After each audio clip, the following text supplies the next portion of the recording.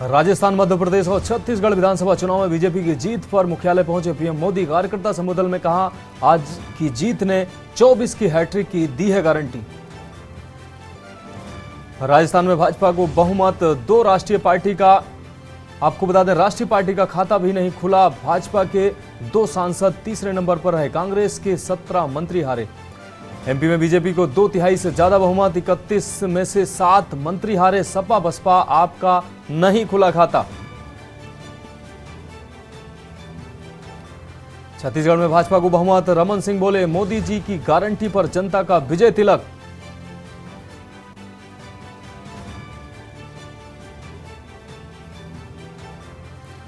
तेलंगाना कांग्रेस अध्यक्ष को बुके देने पर DGP Anjani Kumar suspend. EC ने माना आचार संहिता का उल्लंघन। 64 सीटों पर बढ़त के साथ कांग्रेस सरकार बनना तय। और इंडिया गठबंधन की चौथी बैठक 6 दिसंबर को। खड़गे ने सभी 28 दलों के नेताओं को दिल्ली बुलाया। 5 राज्यों के चुनाव नतीजों पर चर्चा होगी।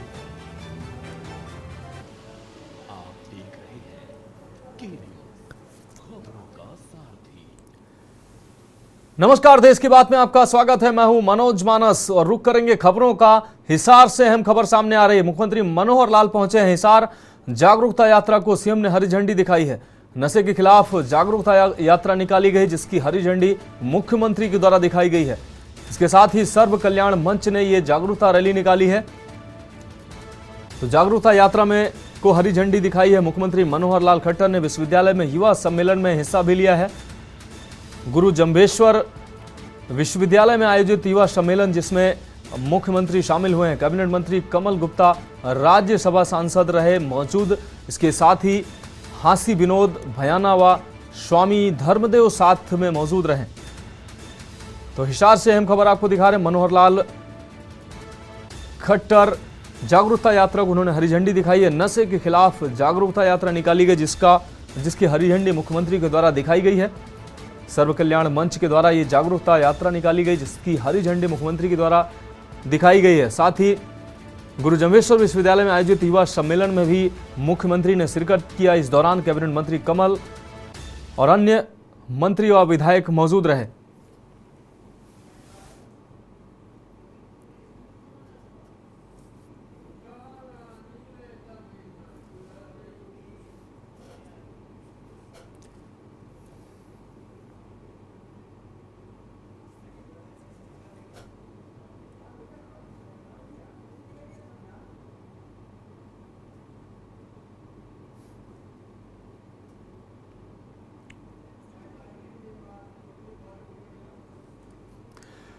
तो छत्तीसगढ़ प्रदेश में भाजपा को पूर्ण बहुमत मिला है। भाजपा ने 54 सीटों पर एकतरफा जीत हासिल की है, जबकि कांग्रेस के कई दिग्गज नेताओं और मंत्रियों को हार का सामना करना पड़ा है। वहीं लोरमी विधानसभा से भाजपा प्रदेश अध्यक्ष अरुण साव ने 45,891 मतों से जीत दर्ज की। उन्होंने कांग्रेस के थानेश्वर साहू और निर्दलीय प्रत्याशी संदीप वर्मन को रिकॉर्ड मतों से हराया है। जीत के बाद अरुण साव ने हमारे संवाददाता से क्या कुछ कहा, ये सुनते हैं। जीत के साथ में फिर से प्रदेश में भाजपा की सरकार बनी है। प्रदेश भाजपा के अध्यक्ष और विधानसभा लोरमी के प्रत्याशी अरुण साव ने एक बड़ी जीत दर्ज की है। पहली प्रतिक्रिया, लोरमी की जनता ने एक छोटे से कार्यकर्ता को इतना आशीर्वाद और स्नेह दिया है। मैं अभिभूत हूँ, कृतज्ञ हूँ लोरमी की जनता का, जिन्होंने इतना बड़ा मत मुझे दिया है।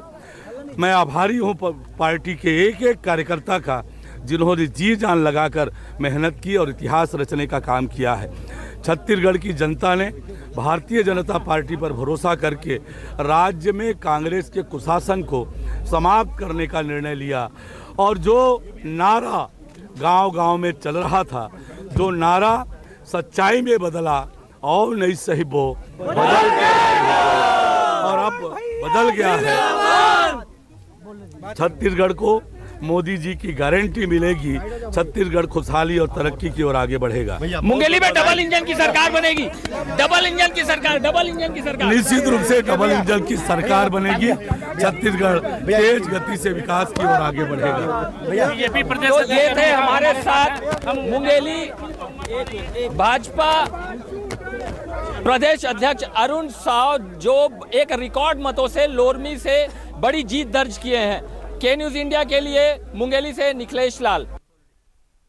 देश की बात में अब बढ़ेंगे अगली खबर की ओर। कानपुर से अहम खबर सामने आ रही है। भाजपा की जीत पर मेयर ने ठुमके लगाए हैं। महापौर प्रमिला पांडे ने जीत का जश्न मनाया है। नगर निगम में ढोल की थाप पर नाचती नजर आई है महापौर।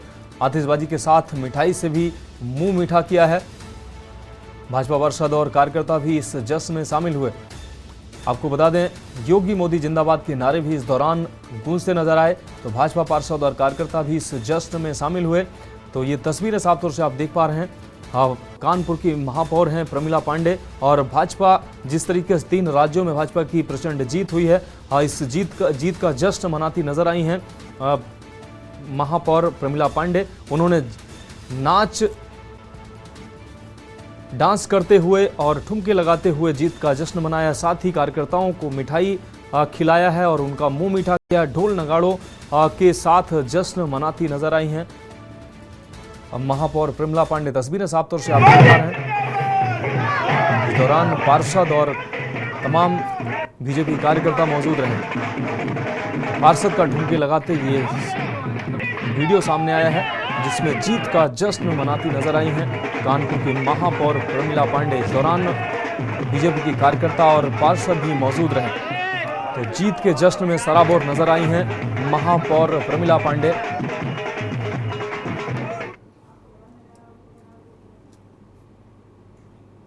अब बढ़ेंगे अगली खबर की ओर। हमीरपुर से अगली अहम खबर है। डिप्टी सीएम केशव प्रसाद मौर्य का कल अहम दौरा है हमीरपुर का।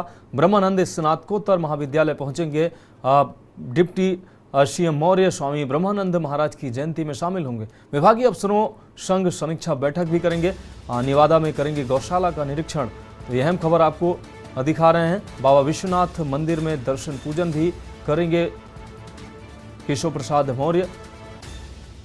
दिव्या प्रेम सेवा मिशन की राम कथा में भी पहुंचेंगे केशव प्रसाद मौर्य। आपको बता दें, निर्माणाधीन परियोजनाओं का स्थलीय निरीक्षण भी डिप्टी सीएम के द्वारा किया जाएगा। इस वक्त की हम खबर आपको दिखा रहे हैं। निर्माणाधीन परियोजनाओं का स्थलीय निरीक्षण भी मुख्य डिप्टी सीएम के द्वारा किया जाएगा। हमीरपुर से हम खबर आपको दिखा रहे हैं। डिप्टी सीएम केशव प्रसाद कल हमीरपुर के अहम दौरे पर रहेंगे। ब्रह्मानंद स्नातकोत्तर विद्यालय पहुंचेंगे। स्वामी ब्रह्मानंद महाराज की जयंती में शामिल होंगे। इसके अलावा विभागीय अफसरों संग समीक्षा बैठक भी करेंगे डिप्टी सीएम। नेवादा में गौशाला का निरीक्षण प्रस्तावित है। डिप्टी सीएम यहां भी पहुंचेंगे। इसके साथ बाबा विश्वनाथ मंदिर में दर्शन पूजन भी करेंगे।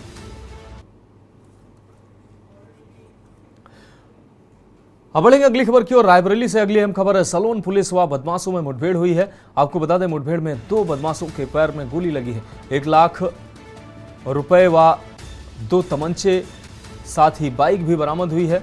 हनुमानगंज नहरिया की पटरी पर यह मुठभेड़ हुई है।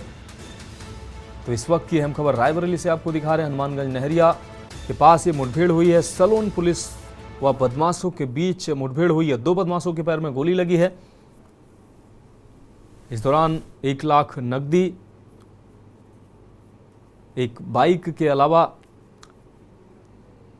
अन्य चीजें भी बरामद हुई हैं। सलोन पुलिस व बदमाशों के बीच मुठभेड़ हुई है। सलोन पुलिस को ये इस दौरान बड़ी कामयाबी हाथ लगी है। रायबरेली से खबर आपको दिखा रहे हैं। अब बढ़ेंगे अगली खबर की ओर। लखनऊ से अगली अहम खबर है। एसएस इंस्टीट्यूट के मालिक का गिरफ्तारी वारंट जारी हुआ है। आपको बता दें, अल्पसंख्यक गरीब छात्रों का स्कॉलरशिप हड़पने का मामला है। काले धन को सफेद करने का भी आरोप लगा हुआ है। ईडी ने एसएस इंस्टीट्यूट के मालिक को तलब किया था। ईडी के बुलाए जाने पर मालिक ने नहीं दिया है जवाब।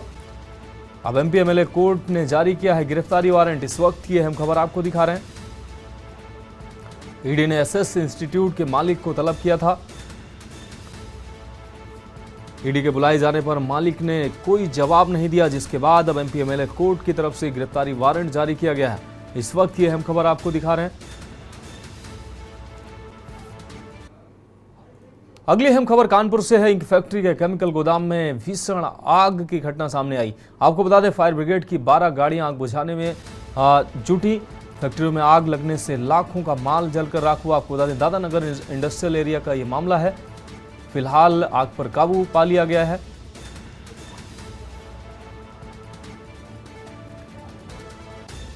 तो दादानगर इंडस्ट्रियल एरिया का ये मामला है, जहां पर आग की भीषण घटना सामने आई थी।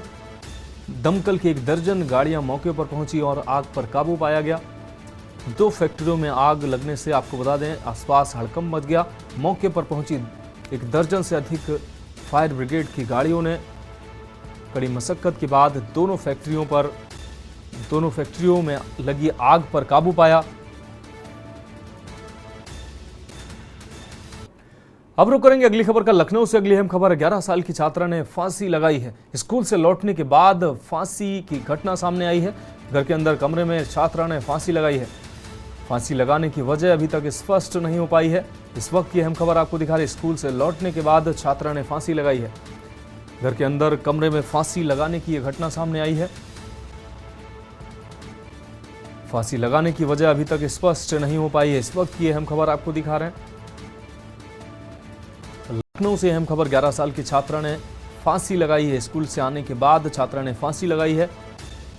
घर में कमरे के अंदर छात्रा ने फांसी लगाई है। फिलहाल अभी फांसी लगाने की वजह स्पष्ट नहीं हो पाई है कि किन कारणों में इस छात्रा ने फांसी लगाई है। तो 11 साल की छात्रा ने फांसी लगाई है। फांसी लगाने की वजह अभी तक स्पष्ट नहीं हो पाई है। अब रुक करेंगे अगली खबर का। लखनऊ से अगली अहम खबर है। कपड़ा व्यापारी से फिरौती का मामला सामने आया है। बंधक बनाकर फिरौती मांगने का मामला सामने आया है। आजमगढ़ से अगवा कर पुलिसकर्मी लाए थे लखनऊ। हसनगंज इलाके के गेस्ट हाउस में बनाया था बंधक।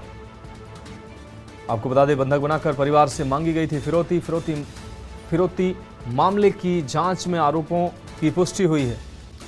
हसनगंज में तैनात पुलिसकर्मियों पर आरोपों की पुष्टि हुई है। इस वक्त की अहम खबर आपको दिखा रहे हैं। इंस्पेक्टर हसनगंज की तहरीर पर एफआईआर दर्ज हुआ है।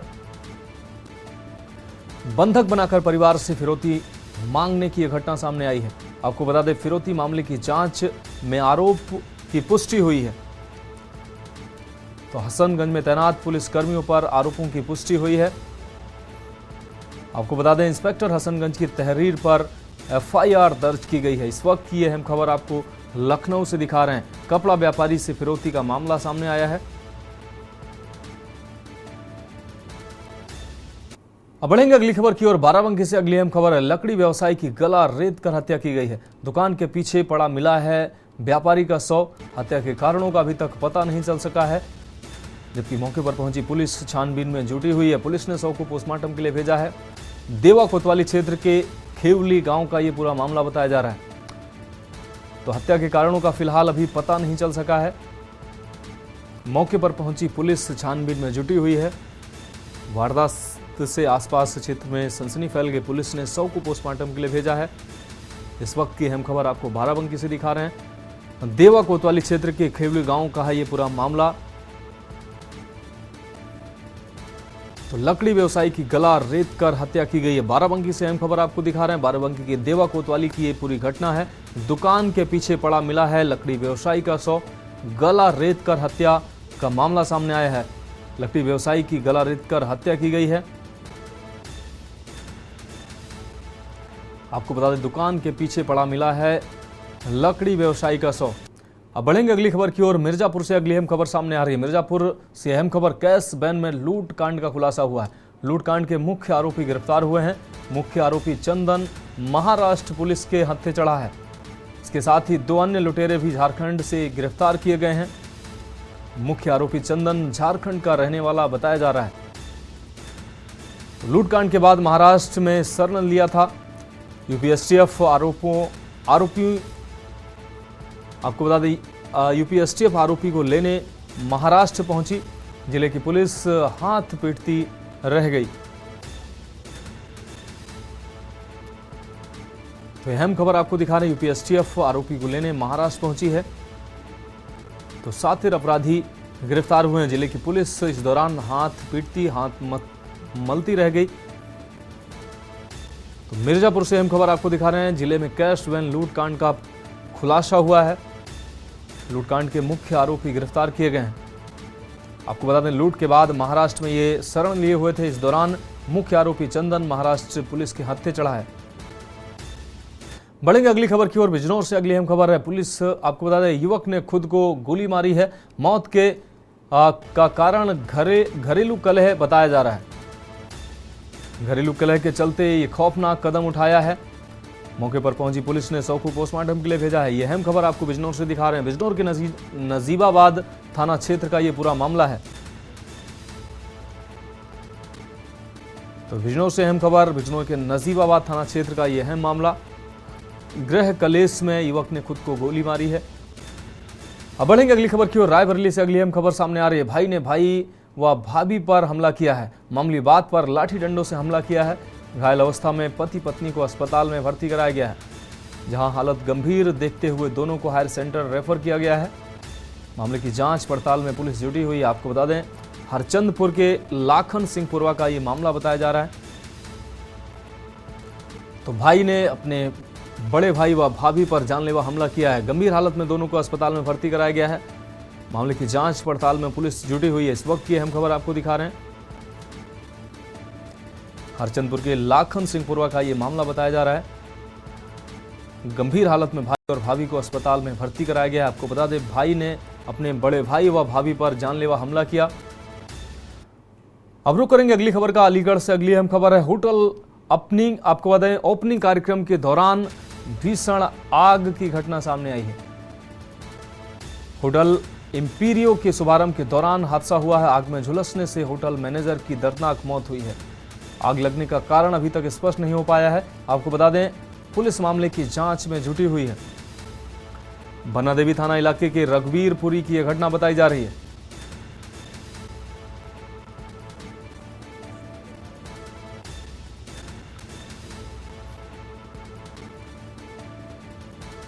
तो बन्ना देवी थाना इलाके की रघुवीरपुरी का यह मामला बताया जा रहा है। होटल ओपनिंग कार्यक्रम के दौरान आग लगने की घटना सामने आई है। होटल इंपीरियो के शुभारंभ के दौरान यह हादसा सामने आया है। रुक करेंगे अगली खबर का। फतेहपुर से अगली अहम खबर है। सड़क हादसे में मां बेटे की मौत हुई है। दिसंबर में थी बेटे की शादी। मौत से परिवार में हड़कंप मच गया है। हुसैनगंज के मवैया मोड़ के पास यह हादसा हुआ है। फतेहपुर से लौट रहे थे बाइक सवार मां और बेटे। दिसंबर में ही बेटे की शादी थी। शादी की खरीदारी करके लौट रहे थे वापस। इस दौरान यह हादसा हुआ है। पुलिस ने शुरू की है मामले की जांच पड़ताल। मां और बेटे की हादसे में मौत हुई है। मौके पर यह दर्दनाक मौत हुई है। दिसंबर में बेटे की शादी थी, जिसकी खरीदारी कर लौट रहे थे मां और बेटे। शादी की खरीदारी कर लौट रहे थे वापस। इस दौरान यह हादसा सामने आया है। इस वक्त की अहम खबर आपको दिखा रहे हैं। पुलिस ने शुरू की है मामले की जांच और पड़ताल। भैया मेरी माँ मेरा भाई फतेहपुर आया था शॉपिंग करने के लिए। यहाँ से लौट के जा रहे थे तो भैया मेरा अपने साइड से जा रहा था, रॉन्ग साइड से ट्रैक्टर वाला रॉन्ग साइड में आके दारू के नशे में था, ठोक दिया है। फिर क्या? उनके खिलाफ सख्त से सख्त कार्रवाई की जाए। कितने लोगों की मौत हुई है? 2 लोग। मेरी माँ की मौत दरे पर हो गई। भाई मेरा सीरियस था। कानपुर अस्पताल पहुँचते पहुँचते पहले ही खत्म हो गया। वो भी सदर से रिफर हुआ। क्या नाम है आपका? मेरा महेश पाल नाम है। ट्रैक्टर वाले मिले या फरार हो गए? ट्रैक्टर वाला ट्रैक्टर खड़ी है, चौकी चली गई है, ट्रैक्टर वाला फरार हो गया। अब बढ़ेंगे अगली खबर की ओर। लखनऊ से अगली अहम खबर है। यूपी में 3 IAS अफसरों के तबादले हुए हैं। संदीप कुमार सदस्य न्यायिक राजस्व परिषद, इसके अलावा गौरव वर्मा विशेष सचिव युवा कल्याण विभाग, विमल कुमार दुबे प्रबंधक निदेशक राज्य चीनी निगम बनाए गए।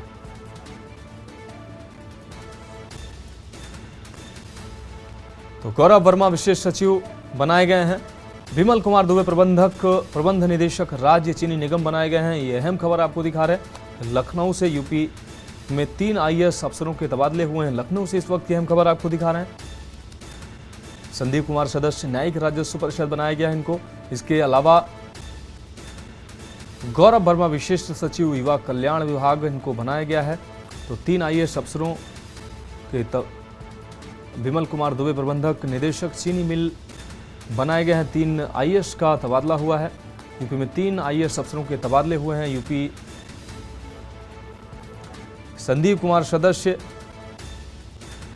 न्यायिक राजस्व परिषद बनाए गए हैं।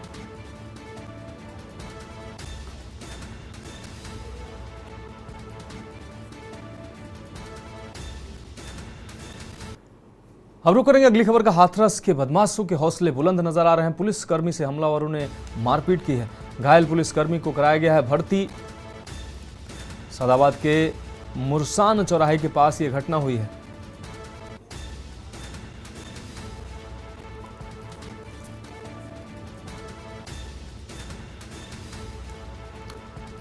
तो इस वक्त की अहम खबर सादाबाद के मुरशान चौराहे के पास ये घटना घटित हुई है। हाथरस में बदमाशों के हौसले लगातार बुलंद नजर आ रहे हैं। पुलिस कर्मी के साथ मारपीट की घटना सामने आई है। पुलिसकर्मी से हमलावरों ने मारपीट की है। इस वक्त की अहम खबर आपको दिखा रहे हैं। घायल पुलिसकर्मी को अस्पताल में भर्ती कराया गया। अब बढ़ेंगे अगली खबर की ओर। अलीगढ़ से अगली अहम खबर है। नाबालिग ने मजदूरी करने से इनकार किया है, जिसके बाद ठेकेदार ने मासूम के साथ थर्ड डिग्री से पेश आया है। मासूम के साथ पीट कर मासूम को अधमरा किया है। परिजनों ने लगाए हैं बाल मजदूरी कराने के आरोप। इस वक्त की अहम खबर आपको दिखा रहे हैं। परिजनों ने लगाए हैं बाल मजदूरी कराने के आरोप। तो मासूम ने मजदूरी करने से मना किया है, नाबालिग ने मजदूरी करने से इनकार किया, जिसके बाद ठेकेदार ने पीट कर अधमरा किया है। ठेकेदार ने दे डाली थर्ड डिग्री। इस दौरान पीट कर मासूम को अधमरा किया है ठेकेदार ने। तो थाना रोरावर का एक प्रकरण संज्ञान में आया, जिस संबंध में मुख्य क्षेत्राधिकारी नगर प्रथम द्वारा अवगत कराना है कि चोरी के आरोप में एक फैक्ट्री के लोगों ने एक अवैध को मारा पीटा, जिस संबंध में उसके अवैध के परिजनों द्वारा दी गई तहरीर के आधार पर तत्काल अभियोग पंजीकृत कराया गया तथा अन्य आवश्यक विधिक कार्रवाई की जा रही है। अब रुक करेंगे अगली खबर का। देवबंद के थाना नागल क्षेत्र में किसान की हत्या हुई है। आपको बता दें, बदमाशों ने गला दबाकर किसान की हत्या की है। एक सप्ताह के दौरान ये तीसरी हत्या की घटना सामने आई है। किसान की हत्या से पुलिस प्रशासन में भी हड़कंप मचा हुआ है। मौके पर पहुंचे देवबंद सीओ समेत अधिकारी। थाना बड़गांव और नागल क्षेत्र में यह हत्या हुई है। हत्याओं से पुलिस प्रशासन पर लगातार सवाल उठ रहे हैं। सवालों के घेरे में है पुलिस प्रशासन। तो ये लगातार तीसरी हत्या हुई है। 10 क्षेत्रों में युवाओं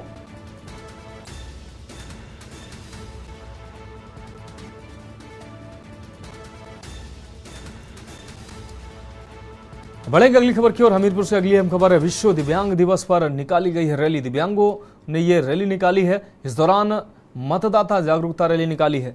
सदर एसडीएम ने रैली को हरी झंडी दिखाकर रवाना किया है। दिव्यांगों ने हाथों में स्लोगन लिखी तख्ती लेकर निकाली है ये रैली। आम जनमानस को मतदान के प्रति जागरूक किया गया है। मुख्यालय के प्रमुख मार्गों से होकर निकाली गई है ये रैली। मुख्यालय के कलेक्ट्रेट परिसर से रैली रवाना की गई है। कलेक्ट्रेट में आकर रैली समाप्त होगी। तो आपको बता दें, रैली कलेक्ट्रेट में आकर समाप्त हुई है। नए आदेश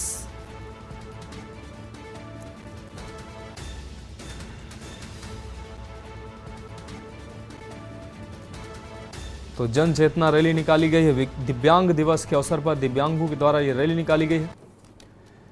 अब बढ़ेंगे अगली खबर की ओर। बिजनौर से अगली अहम खबर है। जमीनी विवाद में फायरिंग की घटना सामने आई है। दिन दहाड़े एक पक्ष ने दूसरे पक्ष पर फायरिंग की है। गोलीबारी में एक व्यक्ति की मौत भी हुई है, जबकि 3 लोग घायल हुए हैं। घायलों को अस्पताल में भर्ती कराया गया है। एक की हालत गंभीर बनी हुई है। ये अहम खबर आपको दिखा रहे हैं। मौके पर पहुंची पुलिस मामले की जांच पड़ताल में जुटी हुई है। बड़ापुरा थाना क्षेत्र के कुआं खेड़ा का ये पूरा मामला बताया जा रहा है। तो अस्पताल में भर्ती कराया गया है 3 घायलों को, जबकि एक व्यक्ति की मौत हुई है। 3 घायलों में एक व्यक्ति की स्थिति गंभीर बताई जा रही है। तो मौके पर पुलिस प्रशासन भी पहुंचा है। बड़ापुरा थाना क्षेत्र के कुआं खेड़ा गांव का ये पूरा मामला बताया जा रहा है। अब बढ़ेंगे अगली खबर की ओर। मेरठ से अगली अहम खबर है। पुरानी रंजिश में दिनदहाड़े युवक की हत्या हुई है। खेत गए युवक की गोली मारकर हत्या की गई है। वारदात को अंजाम देकर आरोपी फरार हुए हैं। ग्रामीणों ने थाने के बाहर हंगामा किया है। रंजिश में 2.5 साल पहले हत्या हुई थी। दारोगा को सस्पेंड करने की मांग की जा रही है। हस्तिनापुर के लुकाधड़ी गांव का यह पूरा मामला है। तो ग्रामीणों ने थाने के बाहर हंगामा और प्रदर्शन किया है। इस वक्त की अहम खबर आपको दिखा रहे हैं। रंजिश में 2.5 साल पहले भी हत्या हुई थी।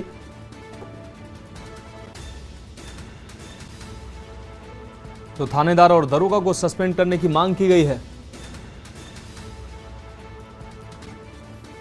तो इस वक्त की अहम खबर आपको दिखा रहे हैं। हस्तिनापुर के लुकाधुड़ी गांव की यह घटना बताई जा रही है। अब बढ़ेंगे अगली खबर की ओर। उत्तर प्रदेश की योगी सरकार स्वास्थ्य व्यवस्था को लेकर चाहे लाख दावे करे, लेकिन उनके इस दावे को पलीता लगाने वाला कानपुर का हैलट अस्पताल लगातार चर्चा में रहता है। ताजा मामला 4 दिन पहले का है, जहां वीडियो में आप साफ तौर पर देख सकते हैं कि 2 अलग अलग मरीज को उनके परिजन स्ट्रेचर पर घसीटते नजर आ रहे हैं। घसीटने वाला कोई और नहीं बल्कि मरीज के साथ महिलाएं हैं। अब आप साफ तौर पर देख सकते हैं कि हैलट अस्पताल की कैसी लचर व्यवस्था है, जहां पर जल्दी कभी स्ट्रेचर नहीं मिलता है और अगर गलती से स्ट्रेचर मिल गया तो स्ट्रेचर खींचने वाला नहीं मिलता है। और अगर ऐसे में मरीज डॉक्टर से उसका कारण पूछ ले तो जूनियर डॉक्टर हाथापाई और गाली गलौज पर उतारू हो जाते हैं। जहां पर एक महिला अपने पति को स्ट्रेचर में अल्ट्रासाउंड विभाग में ले जाती दिख रही है। देखिए क्या कुछ सफाई दी है हैलट के डॉक्टर ने।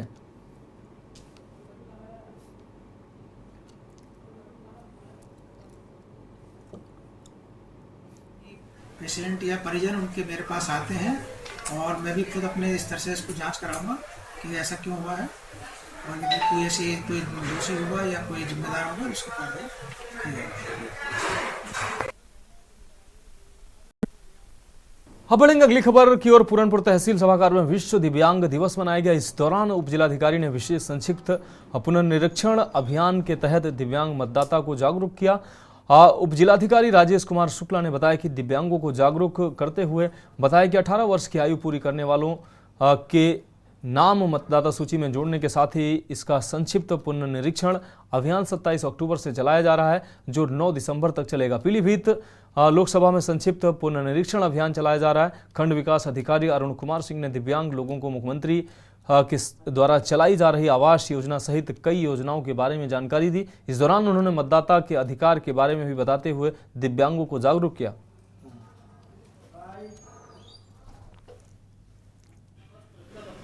निर्वाचन आयोग का निर्देश है कि कोई भी मतदाता ना छूटे। मतदाता सूची का सतत रूप से परीक्षण किया जाता है। इस बार 27 अक्टूबर से लेकर 9 दिसंबर के बीच में विशेष प्रयास किए जा रहे हैं कि सभी का नाम मतदाता सूची में जोड़ा जाए। इसी के क्रम में हम लोगों ने आज दिव्यांग साथियों के साथ अपने क्षेत्र के जो 129 पूरनपुर के सभी दिव्यांग उनको साथ में यहाँ पर बुलाया गया और उनका मतदाता सूची में नाम जोड़ने के लिए उनका स्वयं का जोड़ा जा रहा है और प्रेरित किया जा रहा है कि कोई भी दिव्यांग मतदाता छूटे ना। इसी प्रयास के तहत एक कार्यक्रम तहसील आयोजित किया गया। सर, गांवों में वाहन भेजकर भी जागरूक किया जा रहा है? हाँ, वाहन भेजा गया था। हमारे साथी तनु मिश्रा जी स्वयं दिव्यांग है, उनको ब्रांड एम्बेसडर बना करके भेजा गया था। और गाँव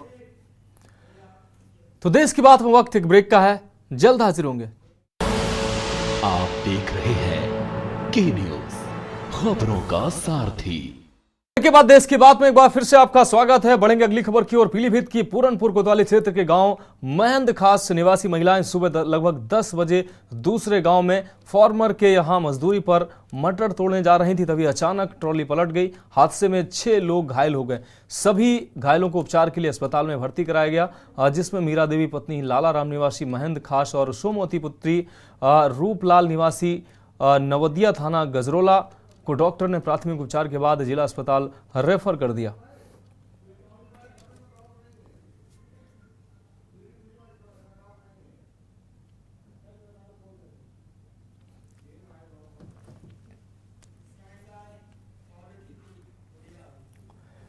अब बढ़ेंगे अगली खबर की ओर। खबर बांदा से है, जहां झांसी बांदा प्रयागराज रेल रूट पर अचानक चंबल एक्सप्रेस ट्रेन का कपलिंग टूट गई।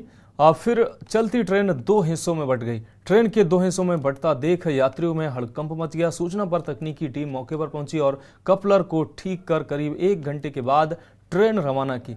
रेल प्रबंधक के पीआरओ मनोज कुमार ने बताया कि तकनीकी इंजीनियर ने तत्काल मौके पर पहुंचकर कपलर को ठीक किया। ट्रेन सकुशल आगे रवाना हुई। किसी के हताहत होने की कोई घटना नहीं हुई है। सूचना मिलने पर तकनीकी इंजीनियर मौके पर पहुंचे। खैरार जंक्शन से बांदा के बीच यह हादसा हुआ।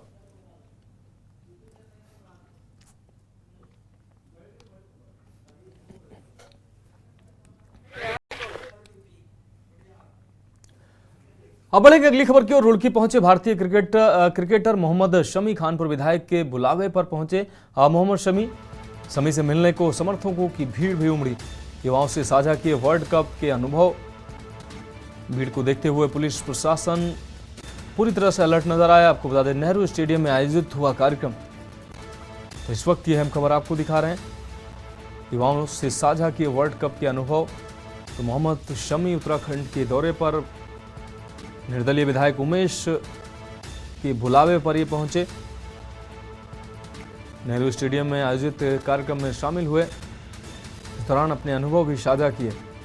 तो रुड़की पहुंचे भारतीय क्रिकेटर मोहम्मद शमी कानपुर विधायक के बुलावे पर पहुंचे थे मोहम्मद शमी। अब रुक करेंगे अगली खबर का। डोईवाला से अगली अहम खबर। सीएम दिल्ली से लौटे jolly grant airport. CM Dhami सड़क मार्ग से देहरादून रवाना हुए। इन्वेस्टर समिट की तैयारियों का जायजा लिया। आपको बता दें, जॉली ग्रांट एयरपोर्ट भानियावाला में हो रहा समिट, जिसमें सीधे दिल्ली से आने के बाद इन्वेस्टर समिट की तैयारियों का जायजा लेने पहुंचे मुख्यमंत्री। जॉली ग्रांट एयरपोर्ट भानियावाला में यह समिट हो रही है, जिसकी तैयारियों को देखने के लिए मुख्यमंत्री सीधा दिल्ली से उस स्थल पर रवाना हुए। अब बढ़ेंगे अगली खबर की ओर। खबर उत्तरकाशी से है, जहां बड़कोट नगर पालिका अध्यक्ष अनुपमा रावत ने कहा कि उनके 5 वर्ष के कार्यकाल में नगर पालिका क्षेत्र में ऐतिहासिक एवं उल्लेखनीय विकास के कार्य हुए हैं। विकास और निर्माण कार्यों की रोशनी से नगर क्षेत्र जगमगा रहा है। वहीं उनके अथक प्रयासों से 75 नाली भूमि नगर पालिका के नाम कराई गई हैं। पालिका को इस भूमि के मिलने से कई महत्वपूर्ण कार्य संपन्न किए गए हैं। नगर पालिका सभागार में पत्रकार वार्ता को संबोधित करते हुए बड़कोट नगर पालिका अध्यक्ष अनुपमा रावत ने कहा कि नगर क्षेत्र में खेल मैदान का अभाव था, जिसके लिए उन्होंने बड़कोट गांव रामलीला मैदान के पास 40 नाली भूमि पालिका के नाम कराकर 120 मीटर लंबा और 100 मीटर चौड़ा बहुउद्देशीय खेल मैदान तैयार किया है। 5 साल का जो कार्यकाल रहा, इसमें मैं तो कहना चाहूँगी कि जो सबसे बड़ी जो उपलब्धि रही है वो नगर पालिका के लिए शासन प्रशासन के सहयोग से जो 75 नाली जमीन नगर पालिका को मिली है, इससे नगर पालिका को काफ़ी कुछ सहयोग मिलेगा और काफ़ी काम होंगे। और दूसरा जो है, हमारे बड़कोट में कहीं पे भी बच्चों के खेलने के लिए या किसी कार्यक्रम के लिए कोई स्थान नहीं था, तो औलेदर का मलमा डाल के इतना बड़ा खड्ड भरा है, जहाँ पे कि जो है 120 मीटर और लंबा और 100 मीटर लगभग चौड़ा जो है वो ये खेल मैदान का निर्माण हुआ। अगली खबर की ओर। जनपद पौड़ी के बैथाड़ी थाना क्षेत्र के अंतर्गत आने वाली मां बुखाल कालिका मंदिर में मेले का आयोजन किया गया, और जिसको लेकर मंदिर समिति व जिला प्रशासन द्वारा तैयारियां पहले ही पूरी कर ली गई थी। मंदिर समिति के अध्यक्ष ने बताया कि हजारों की संख्या में भक्त मां बुखाल कालिका के दर्शन करने के लिए मंदिर प्रांगण में पहुंच रहे हैं। उन्होंने कहा कि शाम होते होते यह आंकड़ा बढ़ गया। वहीं मां के दर्शन करने के लिए पहुंचे कैबिनेट मंत्री डॉक्टर धन सिंह रावत ने कहा कि इस वर्ष भक्तों की संख्या को देखते हुए आधा किलोमीटर पार्किंग की व्यवस्था मंदिर प्रांगण के बाहर की गई थी। आपको बता दें, जबकि आने वाले समय में 1 किलोमीटर तक पार्किंग की व्यवस्था की जाएगी। इसके साथ ही मंदिर को भव्य रूप देने के लिए रूपरेखा तैयार की जा चुकी है। आने वाले वर्ष में मां के भव्य मंदिर का निर्माण शुरू करवा दिया जाएगा।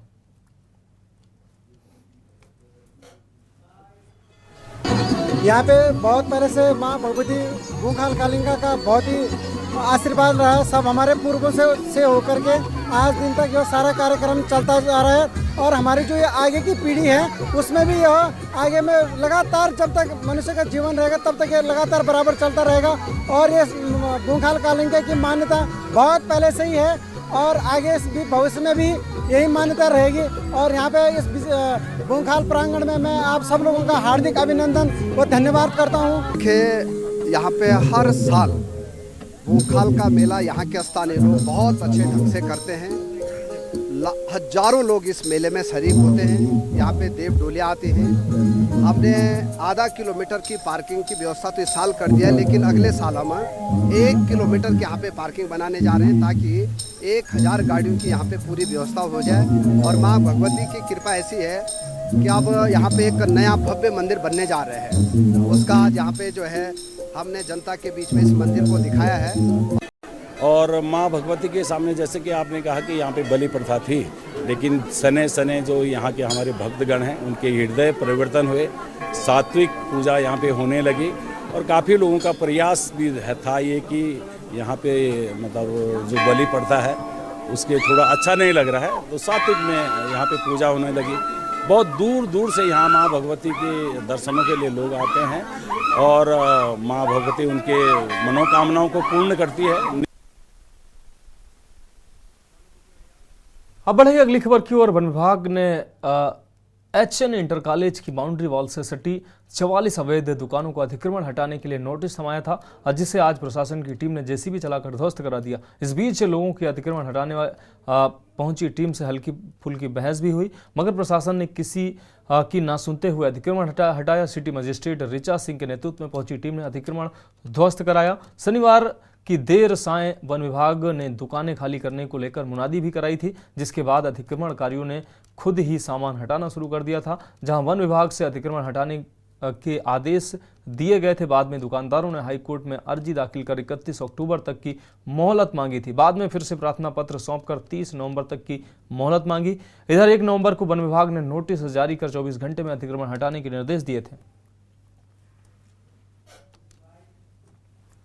हमारी तो यहाँ 30-35 साल पुरानी दुकानें हैं, कुछ 25 साल 30 साल, मतलब ये HN स्कूल ने हमें मतलब बना के दी थी। हम लोग अवैध नहीं थे, लेकिन क्या है परिस्थितियाँ अनुकूल हुई हमारे, मतलब जो लीज थी वन विभाग की वो खारिज हुई और HN से खारिज हो गई, इसलिए HN ने हाथ खड़े कर दिए, बोले हमें कोई इससे मतलब नहीं है। तो इसलिए हम व्यापारियों का तो बहुत बड़ा नुकसान है सर। अब हम चाहें कहाँ, ये बताइए कि एकदम व्यापारियों को उजाड़ना, और ये बहुत बड़ी समस्या है, रोजी रोटी का संकट खड़ा हो जाता है। अब बेरोजगार तो हम जीरो से चालू होंगे। अब हमारे लिए मतलब सरकार ने कोई हमको जो है राहत नहीं दी किसी प्रकार की। सर हम इतना परेशान है, मतलब तुम्हारा 2000 से हम यहाँ पे रह रहे हैं, 21 साल हो गए। सारा कारोबार हमने यहाँ जमाने के बाद आज सर हम बेरोजगार हो गए हैं। सर हम परेशान बहुत हैं। इसके अंतर्गत जो 44 दुकानें हैं लगभग, और उनको हटाने की आज यहाँ पर कार्रवाई हो रही है। इनकी लीज समाप्त हो गई है, पूर्व में भी हटाने की कार्रवाई की गई थी। तो मामला जो है इसमें उच्च न्यायालय में गया था। माननीय उच्च न्यायालय में इनको कुछ समय प्रदान किया गया था, समय सीमा अभी समाप्त हो चुकी है। उसके बाद यहाँ पर फॉरेस्ट्री के द्वारा इसको हटाने की कार्रवाई की गई, जिसमें पुलिस और प्रशासन की टीम यहाँ पर जो व्यवस्था बनाने के लिए मौजूद है। कितनी दुकानें हैं, कब से यहाँ पर? ये 44 दुकानें हैं और इनकी काफ़ी पुरानी लीज थी, जिसकी समय सीमा समाप्त हो गई थी। लीज अभी इनकी प्रेजेंट में नहीं रही थी और बीच में भी मामला माननीय न्यायालय में चला गया था। उसके बाद वहाँ से भी जो उनको समय सीमा मिली थी वो भी समाप्त हो गई है। उसके बाद आज इसको हटाने की कार्रवाई की गई। 44 दुकानें कुल हैं और 1965 की इसमें लीज़ दी गई थी HN इंटर कॉलेज के नाम पे। तो HN इंटर कॉलेज को हमने लीज़ दी थी। उसके बाद ये दुकानें जो है अवैध रूप से बनी हुई थी। काफ़ी लंबे समय तक इसका जो केस हुआ, उसके बाद हम लोगों ने इनको नोटिस दिया। नोटिस देने के बाद ये लोग माननीय उच्च न्यायालय में गए। तो माननीय उच्च न्यायालय ने इनको 4 महीने का समय दिया और 4 महीने के समय में इनके द्वारा खुद ही अंडरटेकिंग दी गई थी कि ये खुद ही दुकानों को स्वतः ही खाली कर देंगे। अब रुक करेंगे अगली खबर का। रामनगर राजकीय महाविद्यालय के सभागार में स्टील हंटर्स संस्था द्वारा उत्तराखंड योग उत्सव का आयोजन किया गया। कार्यक्रम में उत्तराखंड के विभिन्न जिलों से बच्चों ने प्रतिभाग किया। कार्यक्रम में पहुंचे इंडोनेशिया से पद्मश्री इंद्राशी पुत्र मनु आवा ने प्रतिभाग करते हुए योग के माध्यम से बच्चों द्वारा दिखाई गई प्रतिभा की जहां एक और जमकर प्रशंसा की गई, तो वहीं उत्तराखंड की संस्कृति को देखकर भी काफ़ी अभिभूत नजर आए। 2020 में भारत के राष्ट्रपति द्वारा इंडोनेशिया निवासी इंद्राशी पुत्र मनु आवा को पद्म श्री अवार्ड से सम्मानित किया गया था। कार्यक्रम के आयोजकों द्वारा उनका आभार जताने के साथ ही उनका स्वागत भी किया गया। कार्यक्रम के आयोजक भुवन डंगवाल एवं भुवनेश जोशी ने बताया कि इस प्रतियोगिता में उत्तराखंड के 13 जिलों से बच्चों ने प्रतिभाग किया है। उन्होंने बताया कि आज इस प्रतियोगिता में विजयी बच्चों को भविष्य में राष्ट्रीय स्तर पर प्रतिभाग करने का मौका मिलेगा। तो वहीं उन्होंने यह भी बताया कि संस्था द्वारा विभिन्न स्कूलों में योग, नृत्य एवं खेलों के प्रति बच्चों को जागरूक करने का काम किया जा रहा है।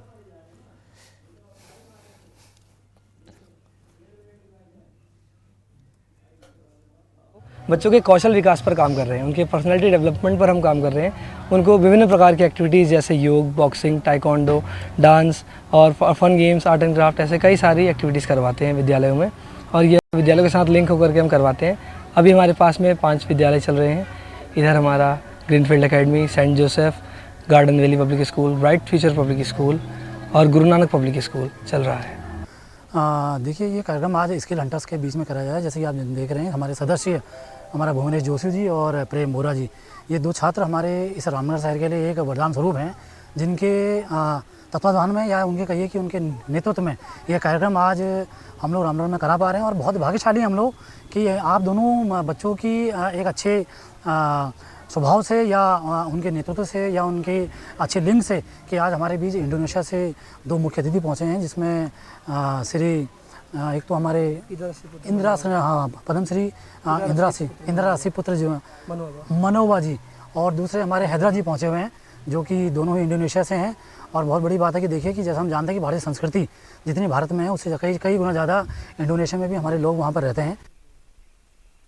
अब रुक करेंगे अगली खबर का। सितारगंज सब डिस्ट्रिक्ट हॉस्पिटल का पूर्व मुख्यमंत्री विजय बहुगुणा और उत्तराखंड सरकार में कैबिनेट मंत्री सौरभ बहुगुणा ने विधिवत पूजा अर्चना कर फीता काटकर शुभारंभ किया। बता दें कि सितारगंज सिडकुल की कंपनी बालाजी एक्सन द्वारा सितारगंज का 90 बेड का अस्पताल बनाया गया। वहीं उत्तराखंड के पूर्व मुख्यमंत्री विजय बहुगुणा और उत्तराखंड सरकार में कैबिनेट मंत्री सौरभ बहुगुणा ने सितारगंज में सब डिस्ट्रिक्ट हॉस्पिटल का विधिवत पूजा अर्चना कर फीता काटकर शुभारंभ किया। साथ ही शुभारंभ के दौरान कैबिनेट मंत्री सौरभ बहुगुणा ने बालाजी एक्सन कंपनी का धन्यवाद करते हुए क्षेत्र की जनता को हाईटेक हॉस्पिटल बनने पर बधाई दी। साथ ही कहा कि सितारगंज क्षेत्र में 90 बेड का हाईटेक सब डिस्ट्रिक्ट हॉस्पिटल बनने के बाद सितारगंज क्षेत्र की जनता को बेहतर स्वास्थ्य सुविधाएं मिल सकेंगी, जिससे सितारगंज क्षेत्र की जनता को बेहतर इलाज के लिए अपने सितारगंज क्षेत्र से बाहर नहीं जाना पड़ेगा।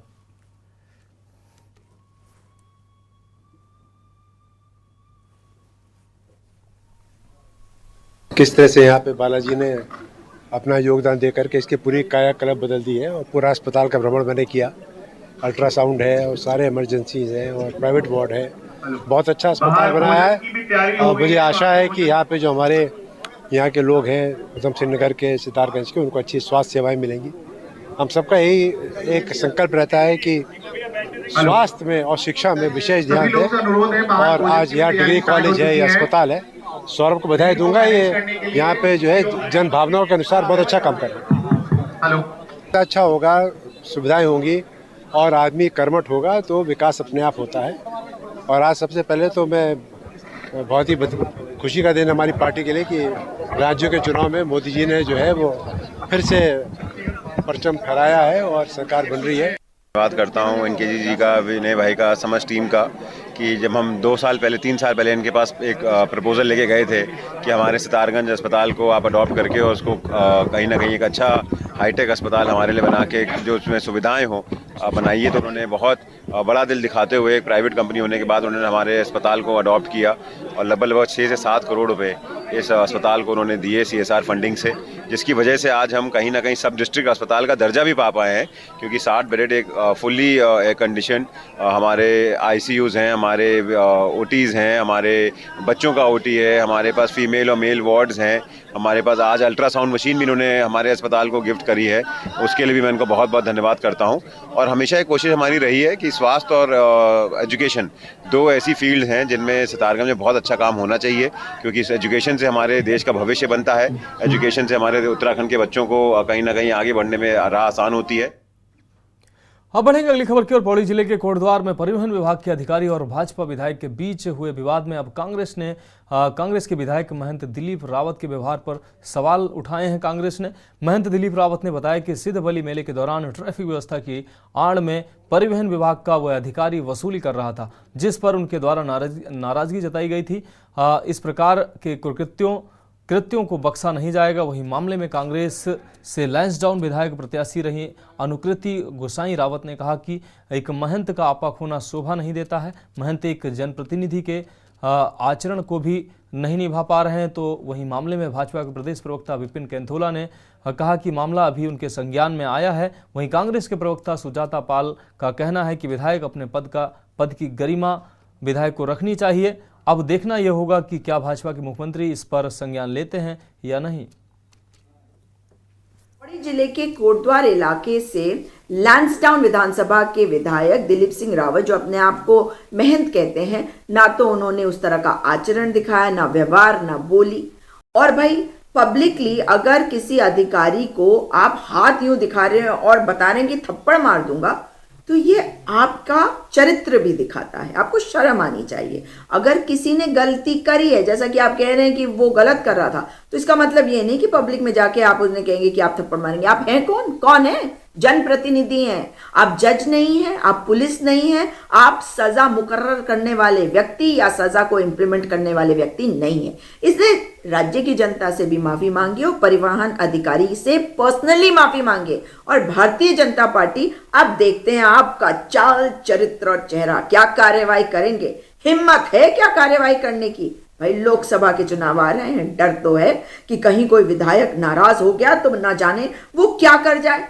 भाई जब आप इधर से उधर करवाते हैं ना तो सोच के रखा करिए कि आपके अपने विधायक गलत करेंगे तो उसके बाद आप पार्टी विद अ डिफरेंस अपने आप को कभी नहीं कह पाएंगे और कभी कहिएगा भी मत, क्योंकि यही है चाल चरित्र चेहरा आपका और आपके विधायकों का। देखिए ये बेहद ही अभद्रपूर्ण व्यवहार है और जब एक जनप्रतिनिधि जो खुद को महंत कहते हो तो मैं सोचती हूँ उनकी पद की उस गरिमा को भी ये शर्मसार करता है।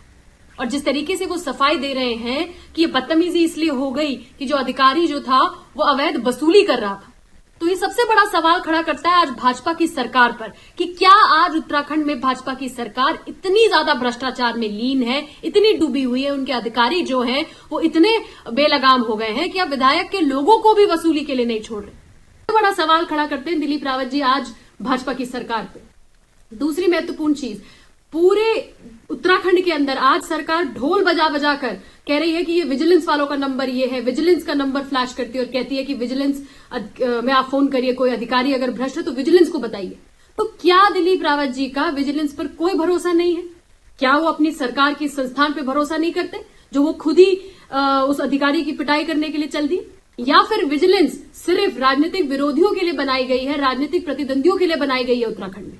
ये सवाल है मेरा उत्तराखंड की भाजपा सरकार से भी और दिलीप रावत जी से भी कि आज सरेआम किस तरीके से वो एक अधिकारी को मारने के लिए, धमकाने के लिए सड़क पर उतर जाते हैं। क्या ये भाजपा का चरित्र है उत्तराखंड के अंदर? और मैं सोचती हूं कि यह घटना बेहद ही निंदनीय है, विशेषकर देवभूमि जैसे प्रदेश में उत्तराखंड के अंदर इस तरीके की घटना को मैं बेहद निंदनीय मानती हूँ। देखिए ये प्रकरण ऐसा है कि हमारा यहाँ सिंगोली का मेला चल रहा है और उसमें लाखों श्रद्धालु आते हैं और उक्त अधिकारी जो है सुबह प्रातः काल से लोगों से अवैध वसूली करने लग गया और एक व्यक्तिगत प्राइवेट आदमी को लेकर वो अवैध वसूली कर रहा था। तो मेरे जब कार्यकर्ताओं ने, स्वयं सेवकों ने, वहाँ पर जो मंदिर समिति से जुड़े लोग भक्त हैं उन्होंने आपत्ति करी, ये उनके साथ अभद्रता पर कर उठा, अभद्रता करने लग गया। तो उसके बाद लोगों ने मुझसे शिकायत करी, हमने बोला तो वो फिर हमसे भी अभद्रता करने लग गया। तो मैं ये कहना चाहता हूँ कि जो भी अभद्रता करेगा, अवैध वसूली करेगा, वो बख्शा नहीं जाएगा, चाहे कोई व्यक्ति ही रहने वाला है। तो इस तरीके से उनकी पोस्टिंग पर भी सवाल खड़े कर रहे हैं आप? निश्चित रूप से जब से ये नौकरी पे लगे हैं तब से ये इसी शहर में काम करें, केवल 1-2 साल के लिए बाहर गए थे। लोगों की आपत्ति, लोगों ने कई बार आपत्ति करी, उसके बाद इनको हटा दिया गया था, लेकिन पुनः पत्नी के आधार पे फिर दोबारा से अपने शहर में इनको नियुक्ति दे दी गई, तैनाती दी गई। ये बड़ा दुर्भाग्यपूर्ण। विधायक होने के नाते आप इस प्रकरण को किस तरीके से आगे उठाने वाले हैं? निश्चित रूप से अभी मेला सर संपन्न हो जाएगा तो उसके बाद में माननीय मुख्यमंत्री से कहूंगा कि ये बड़ा गंभीर मामला है और लोगों में गलत मैसेज आ रहा है कि खुलेआम जो अवैध वसूली चल रही है, तो ये सरकार को बर्दाश्त नहीं करनी चाहिए और उसके खिलाफ कार्रवाई करनी चाहिए। तो देश की बात में अभी के लिए मेरे साथ इतना ही। मुझे दीजिए इजाजत और आप देखते रहिए के न्यूज़ इंडिया।